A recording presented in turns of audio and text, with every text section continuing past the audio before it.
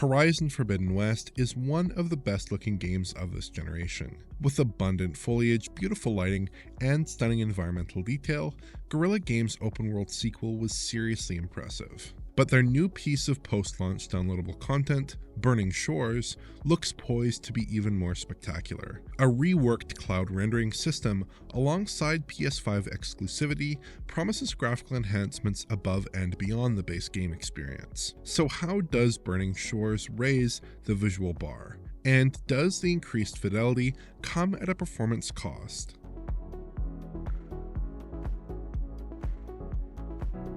Burning Shores takes place after the main story in Horizon Forbidden West, which means you will need an end game save with a high level character to complete it. This video will contain some location spoilers for the base game and Burning Shores, but I've tried to avoid story spoilers as much as possible in this piece. Right after booting the game with the expansion installed, you'll get a call from an old friend and you can go to the Burning Shores area, which is a separate map about a third of the size of the main game area. And this new zone is just breathtaking. From the moment you crash land on the Burning Shores to the climactic end of the story some 10 hours later, this new content is a visual treat throughout. A key factor driving Burning Shores' visual progression is the new system for cloud rendering. Clouds have stunning 3D geometry, perfectly mimicking the bulbous yet sparse look of cloud formations in real life. Lighting is very pleasing, with the water vapor faintly occluding the direct light of the sun and creating convincing pockets of shade and large-scale shadows. During sunset conditions, the game's sky looks particularly stunning, with light penetrating the ragged cloud edges and beautifully highlighting their dense formational detail. But most impressive is the ability for the player to fly right up next to the clouds, admiring them from close range without any visual breakup. The density of the clouds scales perfectly from far distance to extreme close range. And of course you can fly through the clouds as well, with a good approximation of the whiteout conditions experienced when traversing through a cloud layer. This is a pretty unique feat in video games. There's really no circumstance where the clouds exhibit any odd properties. Horizon Forbidden West itself was already pushing very detailed cloud rendering in its own right, however. The game used Guerrilla's in-house Nubis cloud system to display highly detailed volumetric clouds with accurate lighting, combined with a series of performance optimizations, including a very heavy use of temporal upsampling to produce a good-looking final result that still only costs a millisecond or two per frame on console hardware. The game would basically paint cloud layers through a process where each aspect of cloud rendering would be carefully approximated, but this wouldn't hold up well at a close distance and didn't allow players to fly through the main cloud formations. Burning Shores has moved to a voxel-based system for cloud rendering, with a more physicalized simulation of how clouds look in 3D space. The vast amount of voxel data needed to make this work was apparently too much for the PS4 to handle, but unchained from the limits of Sony's 10-year-old console, consistently detailed cloud rendering is possible. The player can now interact with large clouds at gameplay-relevant distances, although the clouds do look better when evaluated from far away as well. The only concession that seems to be a byproduct of this new cloud rendering system is that the clouds occupy fixed positions and general formations within the game world. Over time you can see that the larger cumulus clouds don't really move at all, while the cloud layers in the base game do scroll past. Clouds that are higher in the atmosphere do continue to move, to be fair, and some of the clouds in the base game also exhibit fixed positions. Plus, the cloud surfaces continue to distort and reform in line with the wind direction, so this is only really readily apparent in time lapses. There are some advantages to this approach as well, like being able to carve out specific cloud features and gaps that don't ever disappear. If this system was used for a full game, I do think that it would be good if the cloud formations were more flexible, but it's not a big issue here. Burning Shores' key populated area, called Fleet's End, is a step up from prior Horizon towns. It's essentially a sprawling coastal village built around two dilapidated office towers, occupying part of the ruined city of Los Angeles. The level of geometric density here is seriously impressive, with Horizon's signature high poly meshes strewn about with abandon.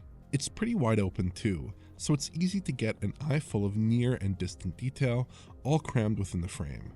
If you go back to Forbidden West, the towns there tended to be a bit smaller and did feel like they were built with less intricate geometric structures. They still looked excellent, of course, but the incredible density of Fleet's End feels like a significant step up.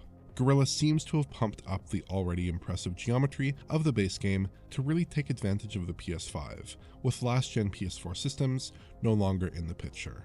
It's less clear comparing similar areas in Forbidden West and Burning Shores that there's been a significant boost to general environmental detail. Macro-level shots in most areas seem about as geometry-rich, with similar density of key assets. More carefully hand-built areas like Fleet's End are the exception here, but both Forbidden West and Burning Shores can look very similar in more naturalistic settings. But it is clear that Burning Shores has been uniquely built to look great and work well from the air. Burning Shores takes advantage of Forbidden West's key endgame gameplay addition, the ability to fly on the backs of machines to build the new area. The islands are stretched vertically, with hills and buildings in the middle, and the sides of the map slope into mountains, with roiling seas between land features. This means that the terrain is easily readable from a distance, unlike the flatter terrain in the original game, which didn't navigate quite as clearly from the back of a raptor. It's a subtle difference, but an important one. And the game world has been built with unique building features that only really make sense from an aerial view. The scale of the game shines in combat encounters too. The fights take place with a lot of AI foes, including smaller spawned-in enemies, and occupy massive gameplay areas. There's definitely a sense that the ambition of these fights has been expanded over the base game, which tended to feature smaller combat encounters even when the story suggested much larger conflicts. There's one endgame engagement in particular that I won't spoil here, that is by far the largest fight in any Horizon game to date, showcasing a kind of scale that is reminiscent of the older God of War games. Really, the visuals in Burning Shores are just seriously impressive. You can almost smell the seawater, feel the volcanic heat, and sense the soft mist of the clouds. The core rendering is similar to Forbidden West, but you get the impression that Guerrilla has pushed levels of detail in some areas, in addition to a new cloud rendering system. To the extent that there are any issues, these are largely carried over from the base game. Aloy's animations can look a bit awkward at times, particularly when traversing uneven terrain, though this is a hard thing to work around within a rocky open-world environment. Mounted travel can sometimes reveal some significant pop-in, mostly with larger foliage formations, but also sometimes obviously affecting shadows. The older interior spaces still look odd, with a monotone, overly bump-mapped and specular-rich look that feels a little bit out of step with the rest of the game. But these issues hardly detract from the overall visual presentation.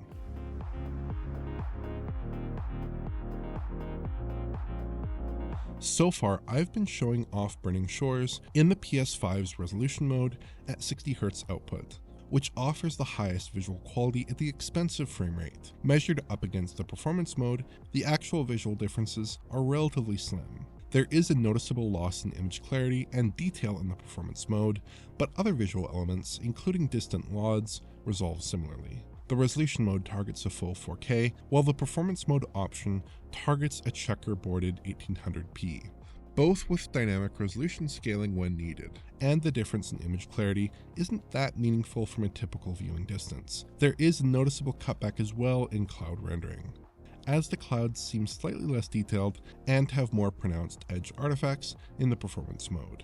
Of course, this is all after Guerrilla patched Horizon to adjust the TAA treatment and made major changes to the image reconstruction that overhauled the performance mode option. As John covered last year, the original checkerboard solution for the game caused a lot of image breakup and didn't resolve fine details very effectively. But last summer's patch 1.16 massively improved image quality to the point where the two modes look surprisingly similar visually. There's also a balanced mode option available at 120Hz output that splits the difference, with a checkerboarded 2160p resolution that falls somewhere between the two main visual options, again with DRS as needed. As far as I can tell, in general gameplay, Burning Shores perfectly sticks to its framerate targets. Whether the game is aiming for 30 FPS, 60 FPS, or 40 FPS, there's no deviation that I could detect outside of cutscenes, which do seem to hold a frame for image construction purposes on camera cuts. The game simply performs at a very high level, which is a breath of fresh air considering the issues we've had with a number of high-profile game releases recently.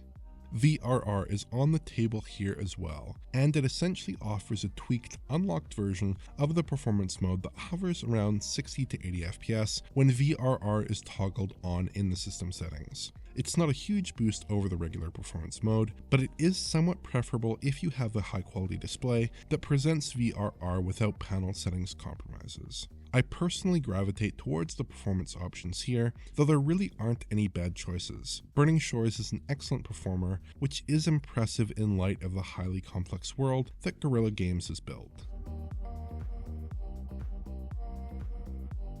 I really enjoyed my time with Burning Shores, and it's clearly a visual showcase for PS5 hardware. The new world has been built to maximize in-flight beauty, with stunning cloud rendering and carefully sculpted terrain, and the new town area is a real treat, with very impressive density.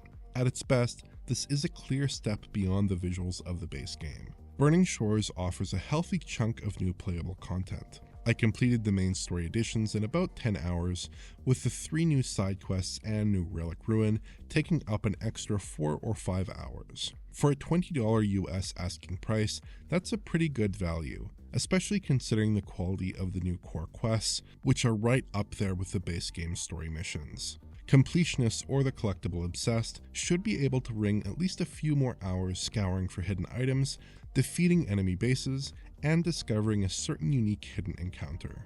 Plus, the core gameplay has been expanded with new uses for the shield wing and a powerful new endgame weapon alongside several new enemy types. Burning Shores is just about everything you could ask for from a game expansion. It's content-rich, tells a compelling story, has key new visual features, and runs with excellent performance. It comes highly recommended.